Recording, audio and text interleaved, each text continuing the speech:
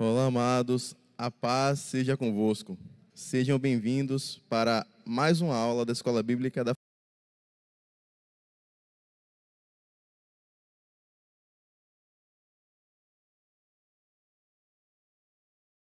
11. Você já conhece nossa metodologia.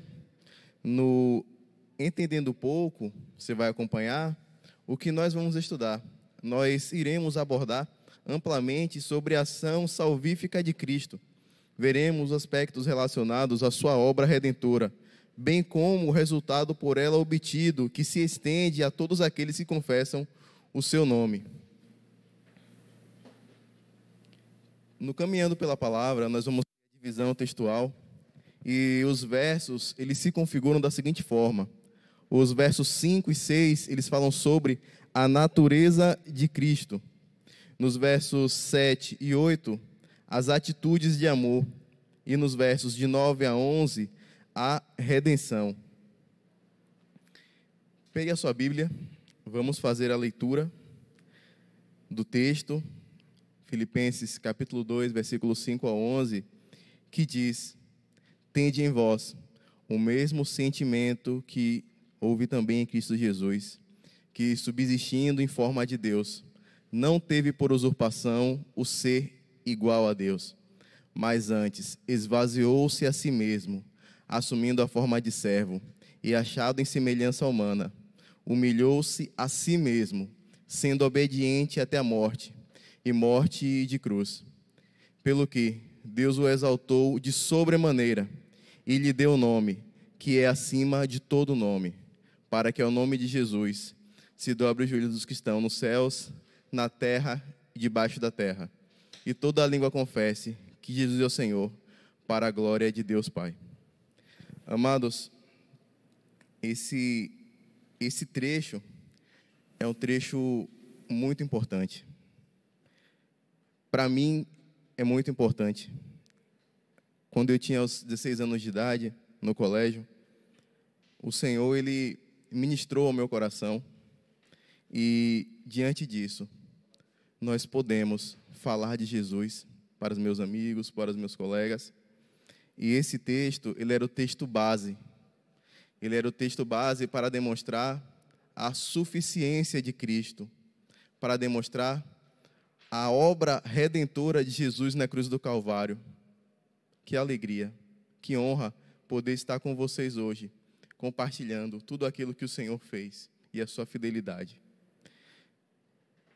No primeiro slide, amados, no verso 6, que diz: Pois ele, subsistindo em forma de Deus, não julgou como usurpação o ser igual a Deus. Então, nós vemos que Paulo, ele inicia uma cristologia. Ele começa a falar aos filipenses, aos irmãos que estavam lá na igreja de Filipos, sobre quem é Jesus, qual foi o seu propósito.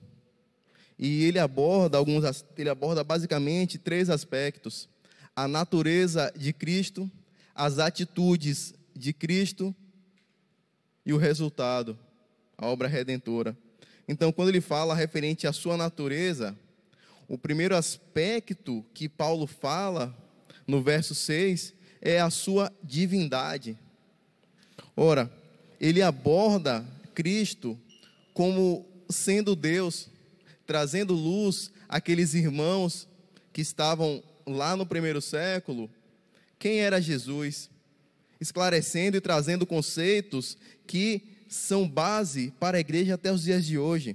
Então, o primeiro termo que Paulo fala, que Jesus, ele estava subsistindo em forma de Deus. Para ter uma melhor compreensão, se nós observarmos no grego, o significado dessa palavra, com o perdão da pronúncia, é o urpachó. Com certeza eu errei alguma coisa, mas o que é interessante para nós é que o significado original dela não é que ele subsiste no sentido de ter uma existência subalterna, inferior, não. Ele subsiste no sentido de pré-existir. Ou seja, ele já existia antes de todas as coisas. O segundo ponto é que ele fala que ele subsistia em forma de Deus. Não é como se ele estivesse tendo uma forma temporária de Deus. A palavra originária é homorfi, que significa a sua essência, a sua estrutura, o seu ser, a sua característica imutável. Essa característica imutável é uma característica de Deus. Jesus não pode ser separado da sua deidade. Ele é Deus em essência. Aleluia. Que nós possamos, irmãos, compreender, que nós venhamos sair hoje, após essa aula, entendendo quem de fato é Jesus. Ele não é um Deus menor, Ele não é um Deus auxiliar, Ele não é apenas um ser que faz uma expiação limitada. Não, Jesus é o Cristo. Ele subsistia, Ele pré-existia, Ele tem em sua natureza a essência de Deus. Ele não é um Deus menor, Ele é Deus em sua totalidade. E em Colossenses capítulo 1, no verso 15 ao 17, diz: este é a imagem do Deus invisível. Aleluia. A imagem do Deus invisível, o primogênito de toda a criação, pois nele foram criadas todas as coisas, nos céus e sobre a terra, as visíveis e as invisíveis, sejam tronos, soberanias, quer principados, quer potestades, tudo foi criado por meio dele e para ele é antes de todas as coisas, nele tudo subsiste. Aleluia. Em segundo lugar, nós podemos ver em Cristo o seu desprendimento. Na verdade, não achamos uma palavra que seja coerente com a atitude de Jesus, porque a Bíblia diz que ele não teve por usurpação, ele não teve a vontade, ele não se apegou à usurpação, à sua deidade no início de todos os tempos. Aleluia. Ele não teve por usurpação ser igual a Deus. A palavra grega que está aqui, na verdade, é o arpagmos, que significa apegar, agarrar-se a algo, ter como valor uma coisa, uma atitude, uma ação, se agarrar a alguma coisa, a um objeto de desejo. Jesus não se agarrou à sua deidade, antes, por amor, ele desceu, ele se entregou, ele se humilhou, como a palavra diz, por amor a mim e a você. No verso 7, diz: antes, a si mesmo, se esvaziou, assumindo a forma de servo, tornando-se em semelhança de homens, e reconhecido em figura humana. Até aí. Então, a atitude em que ele se esvazia é muito clara, mas, ora, do que ele se esvaziou? Do que ele teve que abrir mão? Não foi da sua deidade, que ele era Deus e continuou sendo Deus em sua totalidade enquanto esteve aqui no nosso meio. Ele não se esvaziou disso, mas ele se esvaziou da sua glória. Ele abriu mão da sua glória, das suas riquezas, por amor a mim e a você. Mesmo se esvaziando dessa glória, ele continua sendo Deus em sua totalidade. Amados, João, capítulo 17, no verso 5, você vai acompanhar, ele diz: e agora glorifica, meu Pai, contigo mesmo, com a glória que eu tive junto de ti, antes que houvesse o mundo. Então, nós podemos entender que a glória que ele tinha era desde o começo do mundo, e ele abriu mão disso. No final do primeiro século da igreja cristã,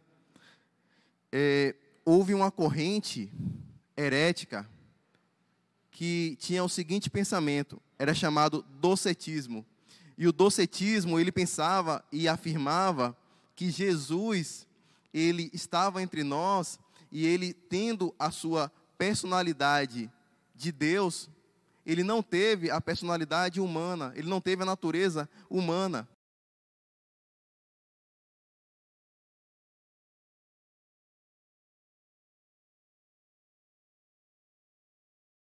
Embasamento para que a igreja não venha se perder acerca de Cristo. Nós temos aqui, amados, uma aula sobre quem é o nosso Senhor. Aleluia. Jesus, ele é Deus, ele veio como homem e ele teve em sua natureza como homem e como Deus. De sorte que se ele não fosse e não tivesse natureza humana, a sua expiação ela não teria efeito. Mas ele em tudo foi tentado, em tudo, mas ele venceu. E essa vitória na cruz do Calvário está sobre a minha vida e sobre a sua vida.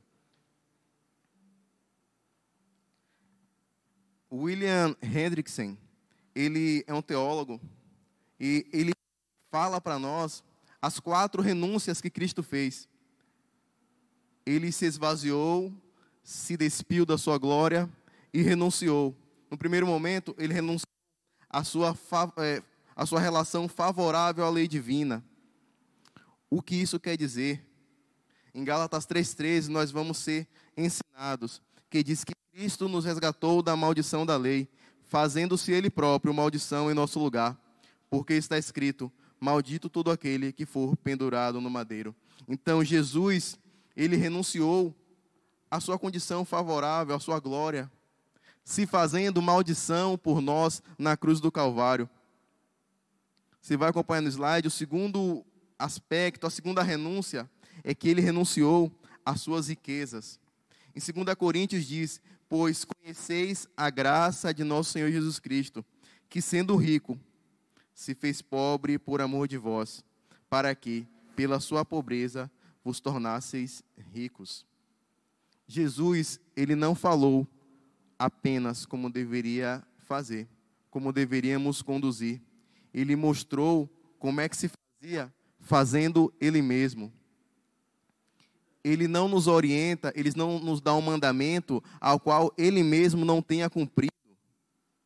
Antes de nos orientar, de nos ensinar, Ele fez pelo seu exemplo. O terceiro ponto é que Ele renunciou à sua glória celestial. Ele estava ao lado do Pai, recebendo e sendo adorado. Mas o seu coração, o coração do Senhor Jesus, ele se moveu de íntima compaixão por nós, sendo nós ainda pecadores. Ele renunciou, ele abriu mão de estar nos céus com o Pai. Ele se esvaziou e se humilhou e sofreu por mim e por você. O quarto ponto, ele renunciou ao livre exercício da autoridade. Em João 5,30, diz, eu nada posso fazer de mim mesmo, na forma porque ouço o jugo. O meu juízo é justo, porque não procuro a minha própria vontade, e sim daquele que me enviou. Amados, quando Jesus estava no Getsemane, orando, nós temos aí uma evidência da sua natureza humana, em que ele, estando angustiado, do seu rosto brotou lágrimas de sangue, brotou suor de sangue. E essa característica nos embasa, nos ensina sobre o lado humano de Jesus.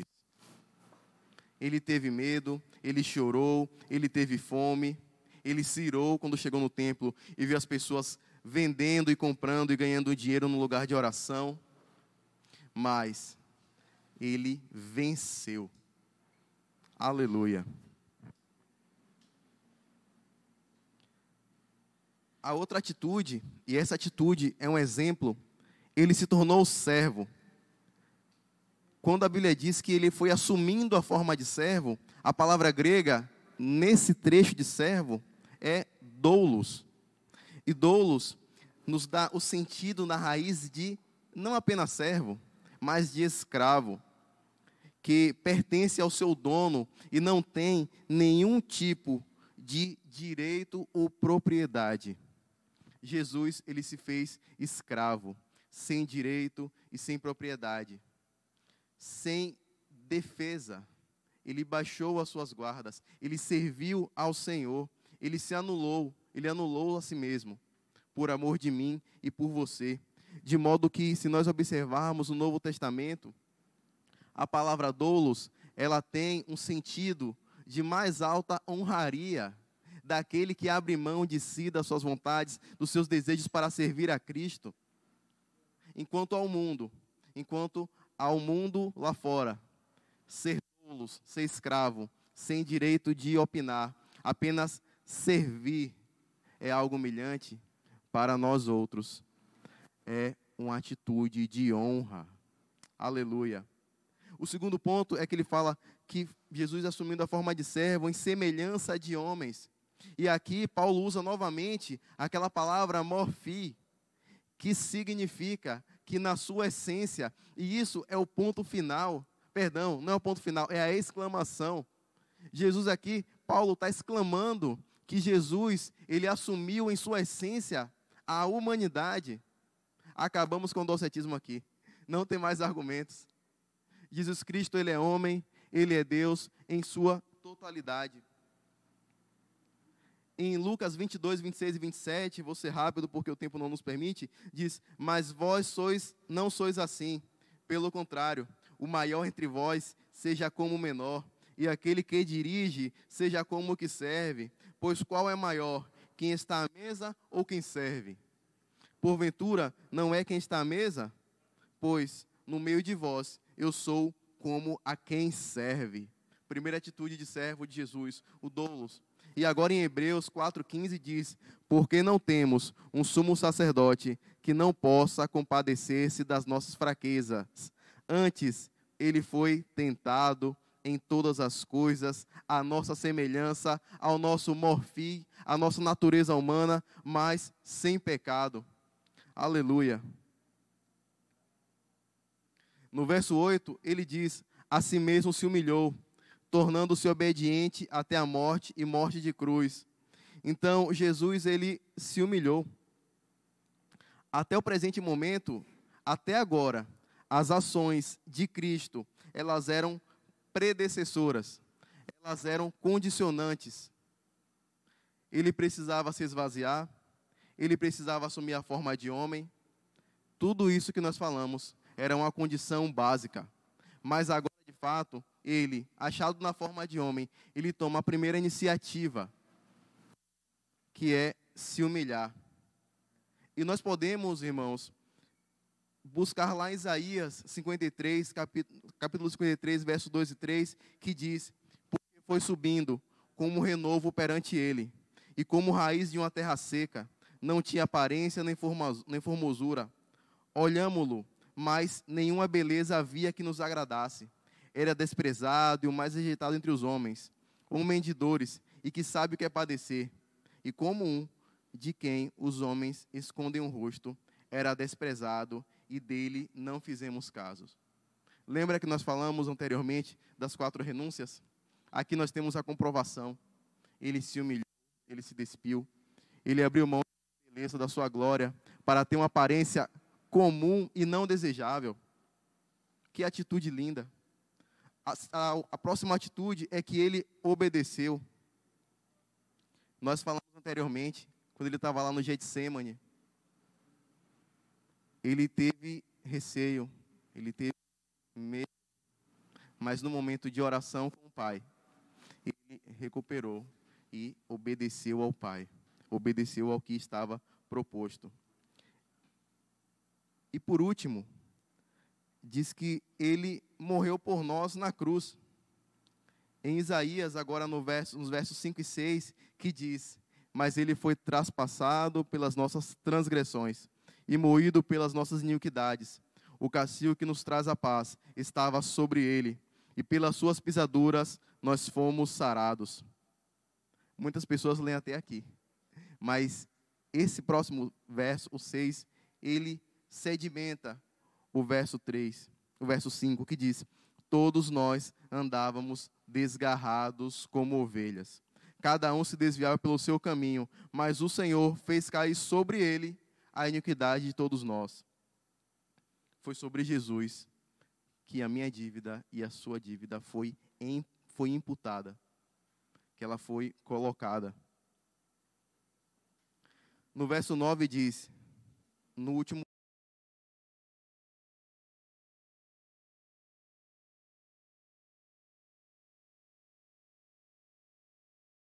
versões, e lhe deu o nome que está acima de todo nome.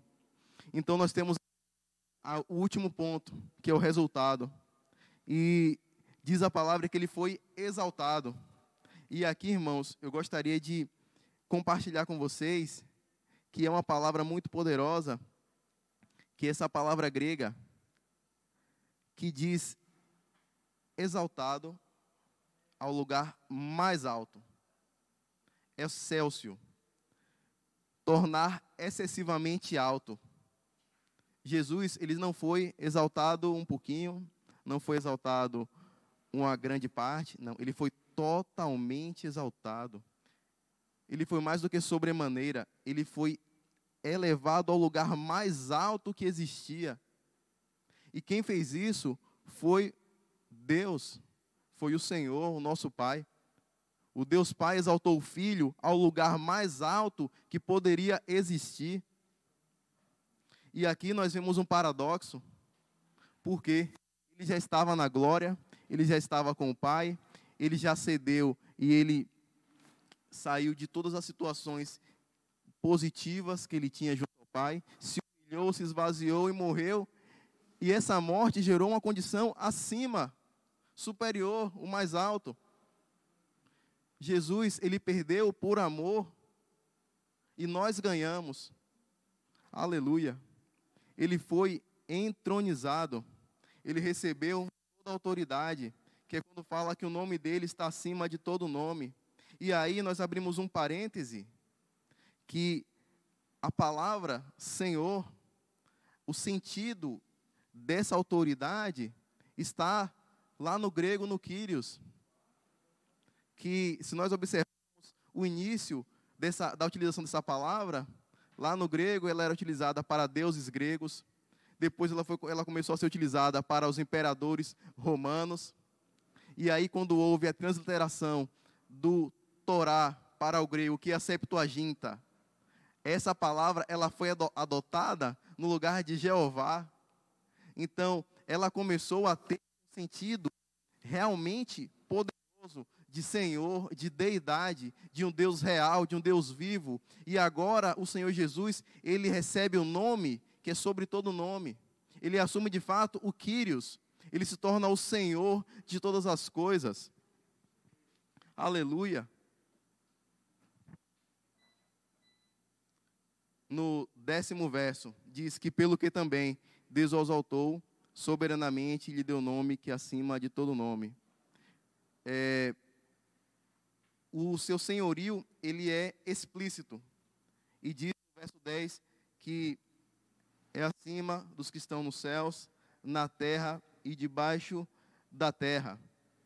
Então, o nome de Jesus, ele é soberano nos céus, aqui em nosso meio e nas regiões inferiores da terra, no inferno. Aqui nós temos o entendimento da autoridade espiritual. E nós também podemos entender que quando ele fala o nome que está sobre todo nome, é a autoridade que se estende, e ela se estende a mim e a você. Jesus, ele nos resgatou, nos salvou e nos deu autoridade. Em Mateus 28, verso 18 ao 20, diz: Jesus lhes falou: toda autoridade me foi dada no céu e na terra. Ide, portanto, fazei discípulos de todas as nações, batizando-os em nome do Pai, do Filho e do Espírito Santo, ensinando-os a guardar todas as coisas que vos tenho ordenado. E eis que estou convosco todos os dias até a consumação dos séculos. Então, a igreja, ela foi empoderada, um poder que transcende, um poder que opera na vida dela, e está ao nosso acesso mediante o nome daquele que é o Senhor. E para finalizarmos, o verso 11: e toda língua que confesse que Jesus Cristo é o Senhor, para a glória de Deus Pai. Então, nesse último aspecto do resultado, nós temos uma profecia que se cumpre. E aí nós voltamos para Isaías, capítulo 45, versos 23 a 25, que diz: por mim mesmo tenho jurado, da minha boca saiu o que é justo, e a minha palavra não tornará atrás. Diante de mim se dobrará todo o joelho, e julgará toda a língua. De mim se dirá, tão somente no Senhor, o Quírio, a justiça e força. Até ele virão e serão envergonhados todos os que se irritarem contra ele. Mas no Senhor será justificada toda a descendência de Israel, e nele se gloriará. Aleluia. Lá em Isaías, 600 anos antes de Cristo, o profeta, com a inspiração do Senhor, falava acerca de Cristo. E nele nós somos justificados. Nós somos glorificados. Ok, acabamos. Mas, você vai acompanhar na apresentação. Mas e agora? Por que Paulo escreveu isso? Eu não sei se vocês perceberam, mas quando nós começamos o estudo, seria Filipenses capítulo 2, do verso 5 ao 11. Mas nós começamos a ler a partir do verso 6. Por que nós começamos a ler do verso 6? Porque primeiro era interessante nós conhecermos acerca do Cristo, para posteriormente nós entendermos para que nós precisamos entender. E no verso 5 diz: tende em vós o mesmo sentimento que houve também em Cristo Jesus. Então essa palavra, ela foi direcionada para os irmãos em Filipos e se estende para nós. Mas Paulo fala e ele explica acerca do Cristo como exemplo a ser seguido. Paulo falou as características que Cristo tem, que nós devemos ter para que nós sejamos unidos, para que a igreja de Filipos possa ser unida, que ela possa abrir mão dos falsos ensinos, e possa seguir a palavra de Deus. Aleluia.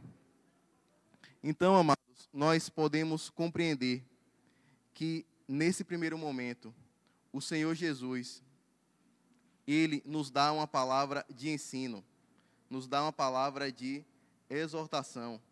Aleluia. Se nós observarmos, tivemos um probleminha técnico, mas se nós observarmos a palavra de Deus, nós podemos compreender que ao longo dela, nós vemos dois paralelos. O primeiro paralelo é a natureza de Cristo. E nisso, nós podemos compreender na cruz que está na apresentação, em que a natureza é uma característica celestial. Ela vem de cima para baixo. E a atitude é a situação, foi a característica que o próprio Cristo achou para nos amar. Ele demonstrou o seu amor através das suas atitudes, em que ele se esvaziou, ele se humilhou, ele tomou a forma de servo, fazendo-se semelhante aos homens. Aleluia. E o resultado é que nós fomos salvos, restaurados e justificados. Vamos convidar o Wanderson para o Exercendo a Fé. Vai fazer as colocações. Bom dia, amados, graça e paz. Meu nome é Wanderson, está conduzindo o quadro Exercendo a Fé. Devemos buscar a compreensão da obra redentora de Cristo, quando nós compreendemos a dimensão do que Ele fez por nós. Somos movidos intimidamente de modo que Ele faça em nós tudo aquilo que tem planejado. Devemos colocar Deus acima de tudo em nossas vidas sempre. Fomos amados, resgatados, justificados e santificados. Tudo o que quer que façamos provém de Cristo, pois não há nada de bom que possamos ofertar que não venha dele. Somos falhos e imperfeitos e precisamos de nosso Deus para tudo. Todo aquele que nasce de novo é movido impreterivelmente por um único sentimento, do qual derivam todos os demais, a gratidão.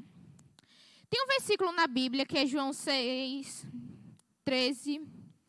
Porque amou o mundo de tal maneira que deu o seu único Filho unigênito, para todo aquele que nele crê não pereça, mas tenha vida eterna. Obrigado, Jesus. Aleluia. Abençoe nossas vidas. Quais foram as lições aprendidas hoje? O que o Senhor falou ao seu coração? Você